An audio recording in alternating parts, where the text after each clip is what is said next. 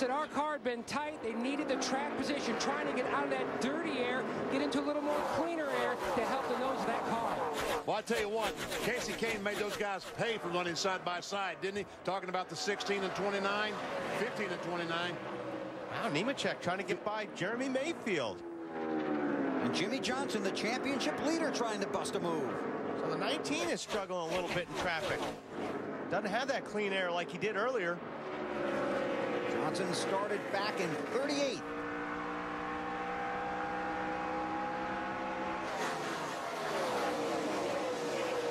Dave, this 48 car's had a terrific run so far. Really did. And Chad Knaus reminded us yesterday when we talked to him after that qualifying debacle that his team really responds well to adversity. They've done it again today as Jimmy goes a little bit high, and that car is just losing the nose a little bit off the corner earlier. That was the problem they were having. Marty?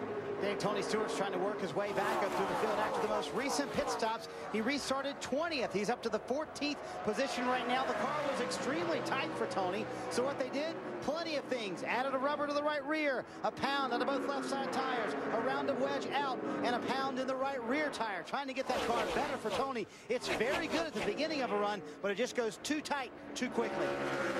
He's seeing a heck of a race out the windshield, isn't he? Oh, foul! It looked like Casey Kane was going to get inside him. Harvick made contact. Oh, great job by both of those guys. I'll tell you what, that 24 car's got an engine under that hood today. Man, that thing is strong those greenways.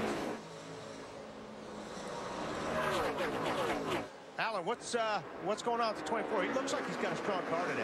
Yeah, he may have a strong engine, Wally, but he's struggling a little bit in the corners right now. I just talked to Robbie Loomis, the crew chief. He said in traffic, the front end of their car doesn't want to turn like Jeff needs it to. You know that old arrow push thing? You can describe what that means. He's right in the middle of it right now, and that's what we're seeing with a lot of these guys. To get back in traffic, they just don't have the downforce on the front of their cars, so the cars won't turn. When you're out there by yourself or you don't have a lot of cars around you, your car is going to handle a lot better. Nemechek, the 0-1 car, able to get by Biffle, but guess what? They got the corn. Biffle, 50-16, back by him. Meanwhile, Vickers up to second. Kyle Busch to third, behind leader Matt Kenseth. Boy, this is good stuff. This is. These cars. Goes Biffle. In the 16 under Michael Waltrip. Joe Nemechek in the 0-1 Army Chevrolet. And Mayfield in the 19, who was so strong early. Joe's car is working pretty good right now in traffic. There he goes on the inside of Michael Waltrip in the 15. Tell you what, Army car is strong. And here comes Jeremy Mayfield back in the 19 car. Michael just looks like in that 15 car, he's having a hard time. Alan, what's going on with 15 cars? Well, Wally, that story I told about Jeff Gordon just a minute ago. Okay, same thing. Ditto. Michael Waltrip having a tough time with front end grip in traffic. Not enough air on the nose. And you know, the other thing, guys, the cloud cover has really thickened here. The temperature outside has cooled a little bit. That's great for the guys down here on pit road, but it's changing the handling on some of these cars. Yeah, that's probably going to make the cars push even worse. Well, we saw it just yesterday in qualifying, the temperature change affecting race cars. Reed Rudd, the 21 car, closest on the back of Jeff Gordon at 24. And there's Mike Bliss in the 0. A terrific run today for Bliss. He's running 15th last time by, took 2 tires on his last stop. There's Bliss in the 0 car.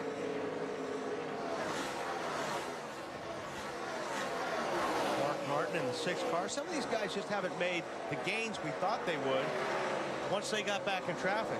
Mark had a really strong car early, but he's just kind of hanging out in that 15th to 18th spot right now. And these guys that took 2 tires have been stronger than we thought. There we see Jeff Gordon losing another spot to Bliss. Uh-oh, we got a problem on left front or left rear.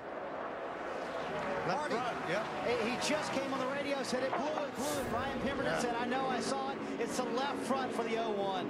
That's what, 3 today so far? Yep. They have had the worst luck. And that's the thing, these tires are going today. Just blew the front fender off and tore the hood up.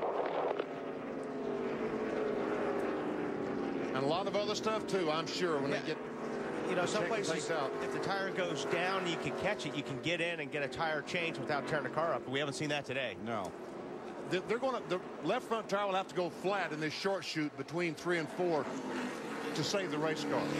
It happens so quickly. Well, remember what happened here last year? Sterling Marlin cut one down, decided not to come onto pit road, tried to make a lap, caught the car on fire. I remember that. And then Robbie did the same thing. Yeah.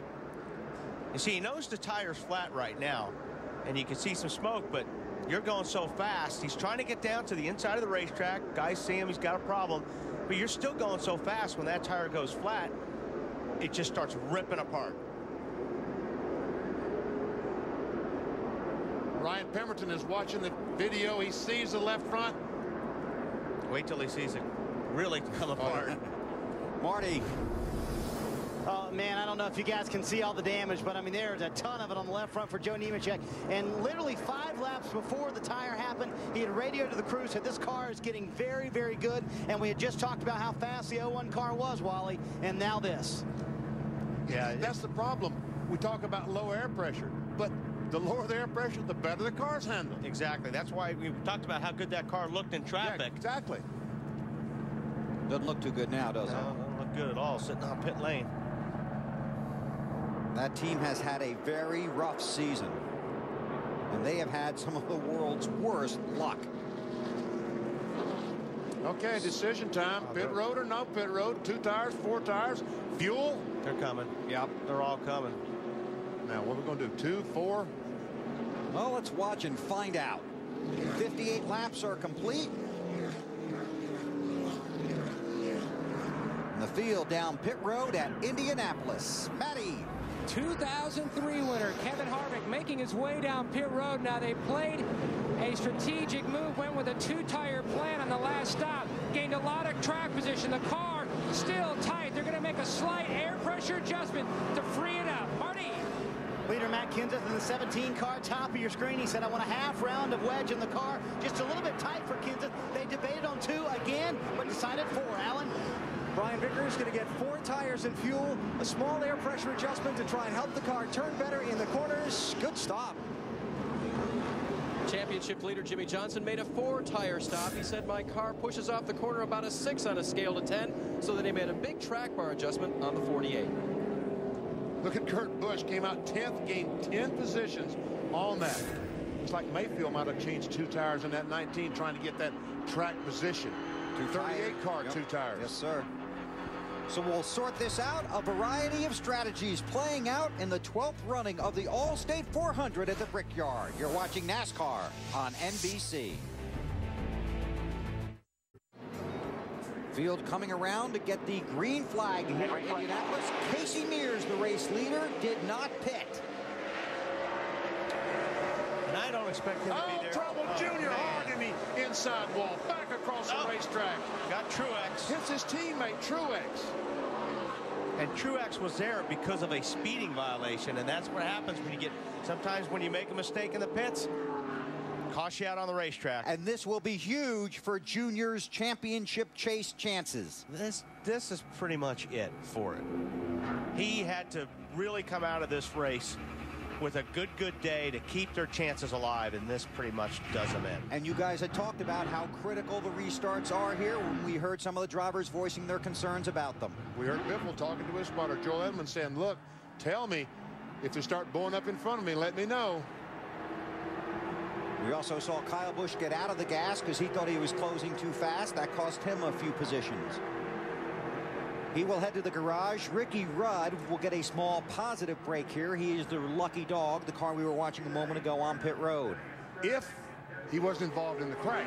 Yes. Because he was very close to the crash and might have been involved. Talking about Ricky Rudd in the 21. There's the Scott Wimmer automobile. Yep. He did make some contact. All right, let's go back and take a look. Like an accordion here. We'll see if we can see what happens. It looks like, see, exactly. Cars go, then they slow down, and the cars in the back didn't see the guys up ahead slowing down and start running into each other. It's like 21 was able to get by without any. Watch how this closes up in front of Dale Jr. He thinks everybody's accelerating. You can't see, like I said, oh, he got turned. He got run into. Yep, he sure did. But the thing is, like I said earlier, you can't see 1 or 2 cars ahead.